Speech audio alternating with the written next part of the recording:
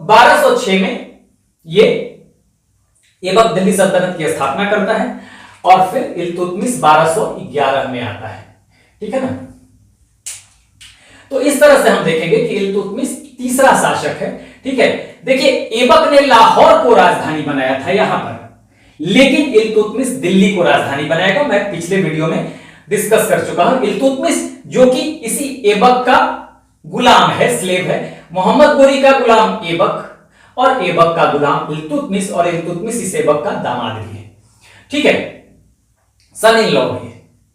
ये दिल्ली को राजधानी, ध्यान दीजिएगा, ये दिल्ली को राजधानी बना के शासन करेगा, ये लाहौर को राजधानी बना के शासन कर रहा था। यहां तक बात समझ में आ गई। ठीक है, और इसको हालांकि कुतुबुद्दीन ऐबक को दिल्ली सल्तनत का संस्थापक माना जाता है, लेकिन या गुलाम वंश का। ठीक है, इसने स्थापना क्या की? दिल्ली सल्तनत का मतलब दिल्ली सल्तनत में 5 वंश है। गुलाम वंश यानी स्लेव डायनेस्टी, उसके बाद खिलजी वंश, उसके बाद तुगलक वंश, उसके बाद सैयद वंश और उसके बाद अंतिम वंश लोदी वंश। तो दिल्ली सल्तनत का पहला वंश जो था, आप यहां पे slave dynasty, DS and slave dynasty आप ऐसे भी लिख सकते हैं।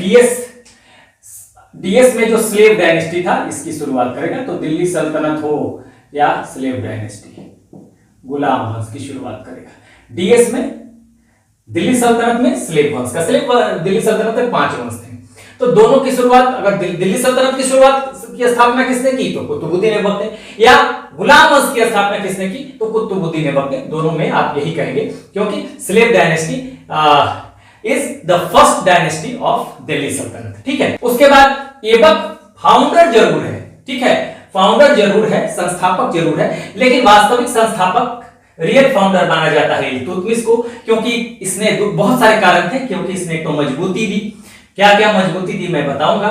ठीक है, और इसने क्योंकि ऐबक के पास मात्र 4 ही साल था, कुतुबुद्दीन ऐबक के पास मात्र 4 साल था। 1206 से 1210 तक ये था। 1210 में चौगान या पोलो खेलते समय इसकी डेथ हो जाती है। बहुत थोड़े समय के लिए आराम शाह बनेगा, फिर आराम शाह को जूद की लड़ाई में इल्तुतमिश हराएगा और फिर इल्तुतमिश बन जाता है। पिछले वीडियो में बहुत डिटेल मैंने डिस्कस किया है। ठीक है,